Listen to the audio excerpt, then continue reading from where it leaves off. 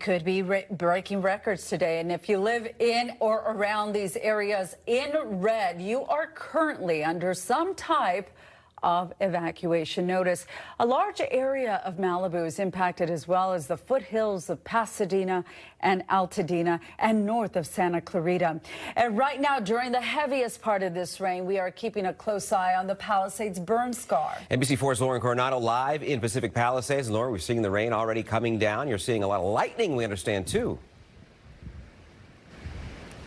Yeah, Michelle, John, the wind is really starting to pick up as well. I don't know if you can hear it, but it's even tough to hear you guys because of how strong the wind has become. You talk about the lightning, too. We saw several flashes. We'll show you in just a bit, but I really want to show you what conditions look like on the ground right now. We're getting a lot of rain. It actually got a little bit lighter within the past, 15 seconds, right? I'm with Renee Luna, my photographer, but I want to show you the wind. It's been nonstop the last few hours, and it doesn't look like it's going to stop anytime soon. And then you talk about the lightning as well. Let's get to that video. We saw several bright flashes along the coast. It really lit up the sky. We're on Sunset and PCH, by the way.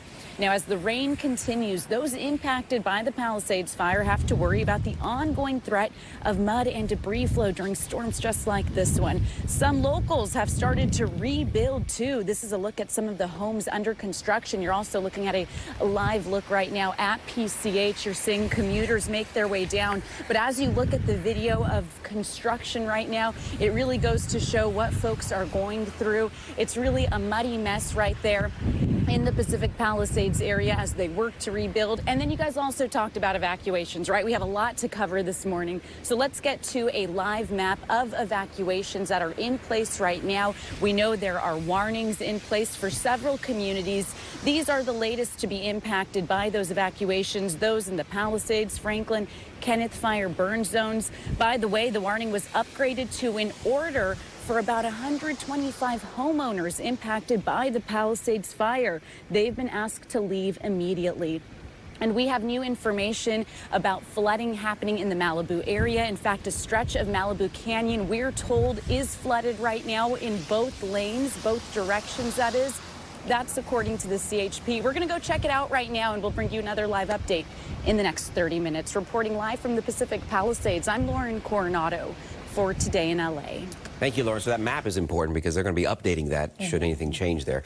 Also keeping a close eye on Sierra Madre. This is what the storm did back in February. Mud-filled streets, cars that were stuck, I should say, floating trash cans even. Yeah, how can we forget? They haven't forgotten. And this morning, some people have been told to leave as a precaution. And that's where we find NBC4's Annette Ariola there right now. A little respite from the rain, just a couple drops right now. How's it looking out there, though?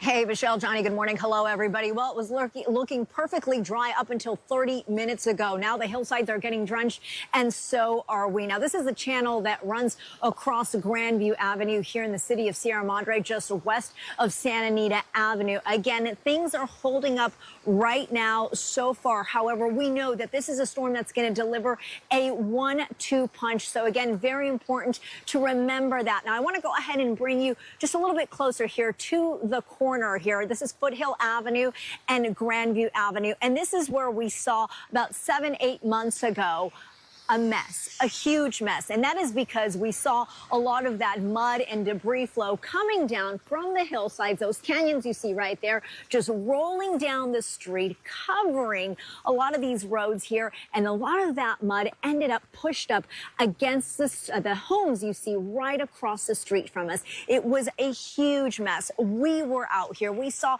a lot of special equipment, skip loaders, and just people just trying to dig themselves from those layers and layers of dirt out here. So again, this neighborhood is still not out of the woods just yet. They are going to be keeping a very close eye on the storm and what it's going to be doing over the next 24 hours. We do know that the Red Cross has set up an emergency shelter down at Arcadia Community Park for anybody who feels that they just need a safer place to stay and need to leave their home. So if that is the case, of course, they are encouraging people to do so.